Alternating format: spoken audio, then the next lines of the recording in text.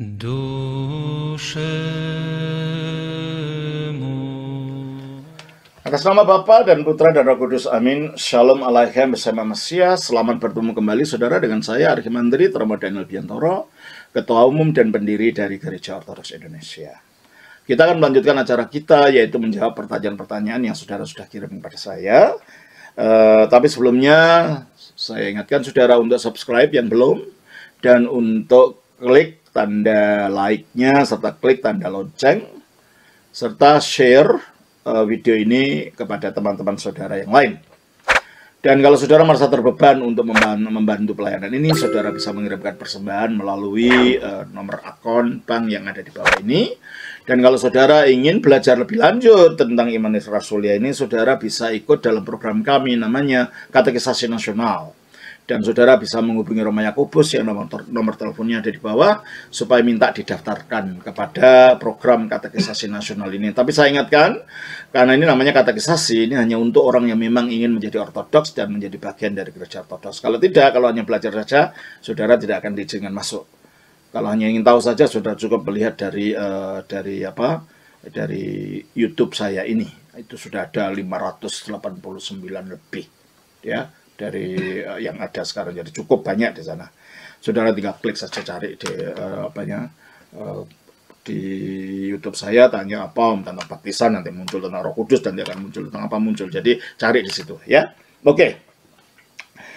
Nah, kalau saudara ingin berkunjung ke tempat kami, ingin ibadah dan lain-lain, ya, kalau mungkin sudah masalah COVID ini menjadi masalah lagi, karena ini saja besok pagi tanggal 27 Juni kami tidak bisa ke gereja karena kami di wilayah Banten, kan, di wilayah Banten zona merah, jadi kami tidak ada ibadah besok di gereja. Itu situasinya memang gitu. Tapi kalau situasinya sudah mereda, saudara bisa datang untuk ikut ibadah di beberapa alamat yang ada di akhir daripada tiap-tiap video kami. Di situ saudara bisa datang. Kalau memang tidak ada tempat saudara, tidak dekat dengan tempat saudara, dan saudara ingin mengadakan perintisan di tempat saudara, telepon lagi Romo Yakobus, minta supaya dikirimkan orang untuk merintis memulai gereja ortodoks atau pelayanan ortodoks di sana. Oke? Nanti kalau ada di beranda, itu ada kolom komentar, ada orang-orang yang memberitahu alamat yang bukan ada di dalam yang tidak ada di daftar alamat yang kami punya. Orang itu berarti bukan dalam persekutuan dari kami, dan saudara abaikan saja ajaan. Kalau dia diberikan alamat, abaikan saja alamat itu. Orang itu hanya orang yang ingin mencari kesempatan dari pekerjaan orang lain. Oke? Baik. Kali ini pertanyaan berasal dari masih dari saudara Christian Yohanes Romengan. Pertanyaannya, apakah Yahweh adalah nama Tuhan Israel?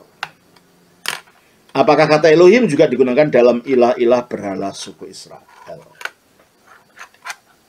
Yahweh itu nama yang diperkenalkan oleh Allah kepada Musa sebagai nama perjanjian yang mengikat Israel dengan Allah yang melepaskan dia dari tanah Mesir. Coba kita baca di dalam Keluaran pasal yang ketiga, ayatnya yang ke-14. Ayat 12 lah. Lalu firman-Nya, bukankah aku akan menyertai engkau? Inilah tanda bagimu bahwa aku yang mengutus engkau. Apabila engkau telah membawa bangsa itu keluar dari Mesir, maka kamu akan beribadah kepada Allah di gunung ini. Terus?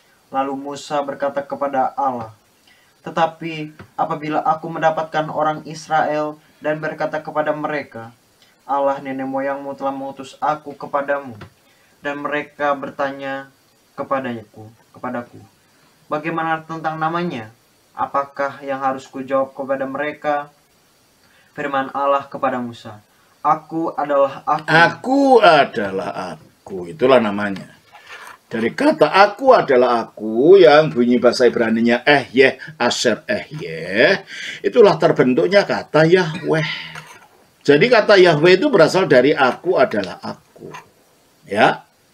Dan itu nama itu dimunculkan pada waktu Allah akan melepaskan bangsa Israel dari penjajahan Mesir, sehingga dia menjadi Allah perjanjian yang menjanjikan pelepasan bagi Israel. Oleh karena itu kita baca dalam Keluaran pasal 20 ayat 1. Lalu Allah mengucapkan segala firman ini. Akulah Tuhan, Akulah Yahweh. Kata Tuhan dengan huruf besar semua, T besar, U besar, H besar, A besar, N besar, itu adalah merupakan transliterasi dari kata YHWH, yang sebenarnya kita tidak tahu bunyinya, tapi terlanjur diucapkan Yahweh atau Yehuwa. Sebenarnya kita tidak tahu bunyinya apa. Ya, YHWH, karena itu huruf mati. Ya, bisa Yihwi, bisa Yahweh, bisa macam-macam namanya huruf mati. Tapi akhirnya para sarjana menspekulasikan mungkin bunyinya Yahweh. Allah mengatakan mungkin bunyinya Yehuwa, gitu ya. Coba kita baca di dalam, baca lagi. Lalu Allah mengucapkan segala firman ini. Akulah Tuhan Allahmu. Nah, akulah Yahweh Allahmu. Munya siapa? Israel. Allahnya Israel. Terus? Yang membawa engkau keluar dari Mesir. Nah, yang membawa keluar engkau dari Mesir. Ada macam-macam Allah, Baal ini dan itu. Tapi Allahnya Israel, Allah yang menjadi perjanjian dengan Israel adalah bernama YHWH ini. Jadi nama YHWH itu nama kekal untuk Israel. Sebab Israel adalah bangsa perjanjian, bangsa yang dilepaskan dari Mesir.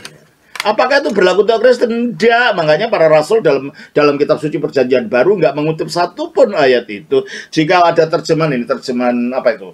Terjemahan literal translation, di mana kata-kata Yahweh itu disisipkan, itu terjemahan yang tidak jujur karena bahasa aslinya tidak ada kata-kata itu ini. Ya, dalam perjanjian baru bahasa aslinya tidak ada kata Yahweh itu, tapi disisipkan oleh mereka.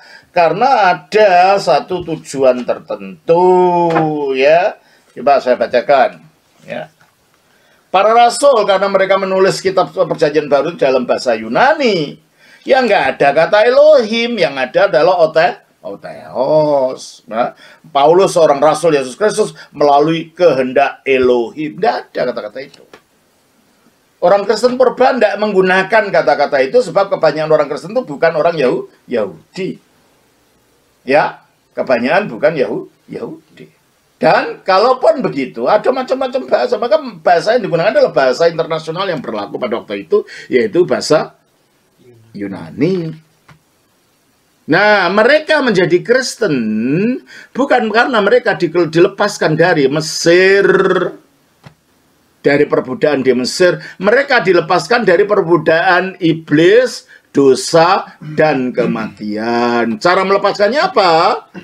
Dengan jalan penyalipan, penguburan, dan kebangkitan. Yang melakukan penyalipan, penguburan, kebangkitan ini siapa? YHWH atau orang namanya Yesus Kristus? Yesus Kristus. Maka nama perjanjian Allah untuk orang Kristen adalah nama Yesus ini. Coba kita baca dalam 2 Korintus pasal 1 ayat 19. Karena Yesus Kristus anak Allah yang telah kami beritakan di tengah-tengah kamu, yaitu olehku dan oleh Silwanus dan Timotius, bukanlah ya dan tidak, tetapi sebaliknya di dalam dia hanya ada ya. Terus? Sebab Kristus adalah ya bagi semua janji Allah. Nah, Kristus adalah ya bagi semua janji Allah. Jadi kalau gitu nama perjanjian dari Allah yang dinyatakan bagi orang Kristen, yang perjanjian itu perjanjian ya, itu dalam Yesus. Jadi dalam Yesus itulah nama perjanjian Allah itu ada. Oleh karena itu, kita tidak usah mengulang Yahweh. Yahweh ngapain? Kita bukan orang Yahudi, kita tidak keluarkan dari Mesir. Kita dikeluarkan dari iblis, dosa, dan maut. Makanya di dalam Yohanes pasal 17 ayat 12, selama aku bersama mereka, aku memelihara mereka dalam namamu, yaitu namamu yang telah engkau berikan kepada. Nah, nama siapa di sini? Nama Yahweh tadi, nama Bapa. Dipelihara dengan namanya Bapa, tetapi nama itu sekarang diberikan kepada siapa? Baca lagi. Selama aku bersama mereka, aku memelihara mereka dalam namamu. Mun ini siapa? Bapa. Namanya siapa tadi? Yahweh. Terus? Yaitu namamu yang telah engkau berikan. Nah, jadi kalau tadi yang punya nama Yahweh siapa? Mu tadi, Bapa. Sekarang nama mu itu diberikan kepada ku. Jadi yang milih nama Yahweh siapa sekarang? Yesus. Di dalam Yesus itu perjanjian Allah akhirnya seperti di dalam nama Yahweh, perjanjian Allah dengan Israel itu terkait. Sekarang dalam Yesus, perjanjian itu sekarang menjadi ikatan antara Allah dengan manusia yang percaya kepada Kristus. Tidak ada perintah dalam Alkitab perjanjian baru yang menyuruh kita menyebut nama Yahweh, sebab yang menyelamatkan kita diselamatkan bukan dari Mesir, kita diselamatkan dari dosa, iblis, dan kematian, dan yang mengalahkan adalah karya Kristus. Jelas ini ya? Nah, apakah kata Elohim juga digunakan dalam ilah-ilah berhala suku Israel? Iyalah. Coba baca lain di dalam Keluaran pasal yang ke-20 itu ayat yang kedua. Akulah Tuhan Allahmu yang membawa engkau keluar dari tanah Mesir. Oke. Terus? Dari tempat perbudakan. Terus? Jangan ada padamu Allah lain. Nah, kata Allah lain itu, jangan ada padamu Allah lain. Maksudnya apa Allah lain ini? Ya berhala yang bukan Yahweh. Nah, itu bahasa aslinya Elohim Aharim. Berarti kalau itu berhala pun menggunakan istilah Elohim Aharim. Sama seperti kata Allah. Itu digunakan baik oleh orang Arab penyembah berhala maupun orang Kristen yang berbahasa Arab pada zaman itu sampai sekarang. Dan orang Yahudi yang berbahasa Arab juga menggunakan kata Allah. Meskipun kata itu digunakan oleh penyembah berhala. Sama dengan Elohim juga. Elohim Aharim artinya ilah-ilah yang lain. Allah-Allah yang lain, maksudnya berhala. Berarti kalau gitu Baal ya Allah, hanya Allah lain. Ya toh? Dagon ya Allah, hanya Allah lain, gitu kan? Sebutannya juga Elohim kalau menggunakan bahasa Ibrani gitu. Jadi ini adalah istilah umum untuk yang ilahi. Begitu ngawurnya orang-orang ini dan begitu ingin mempertahankan nama Yahweh dan menolak nama Yesus. Sampai mereka mengatakan bahwa kata Yesus itu diambil dari nama dewa Yunani Zeus. Nah, ini sumbernya pasti dari orang Amerika yang tidak tahu bahasa lainnya, kecuali bahasa Inggris. Mengapa? Karena dalam bahasa Inggrisnya Amerika, kalau mereka menyebut Yesus, apa bunyinya? Jesus. Jadi kedengarannya seperti Zeus, gitu kan? Padahal kata Jesus itu sendiri adalah ucapan bahasa Inggris dari bahasa Yunani Isus. Nggak ada kaitannya dengan Zeus. Isus itu sendiri ucapan bahasa Yunani untuk bahasa Ibrani Yosua. Dari kata Yosua diucapkan sebagai Isus. Dari Isus diucapkan sebagai Yesus, bahasa Latin. Dan dari bahasa Yesus diucapkan dalam bahasa Inggris Jesus. Jadi ini bukan berasal dari Yesus, tetapi dari kata Yosua di dalam bahasa Ibrani atau Yeshua di dalam bahasa Aramia. Jadi mereka mengatakan, wah itu dewa Yunani, dewa Latin Zeus. Ngawur. Jangan bohongin orang dong. Kalau hanya mempertahankan kesesatan, lo membuat sesuatu yang ngawur gitu. Kalau tidak percaya, coba cari di Google. Ini zamannya medsos kan. Cari Zeus zaman Yesus itu ada samanya enggak? Cari di Google, di Wikipedia.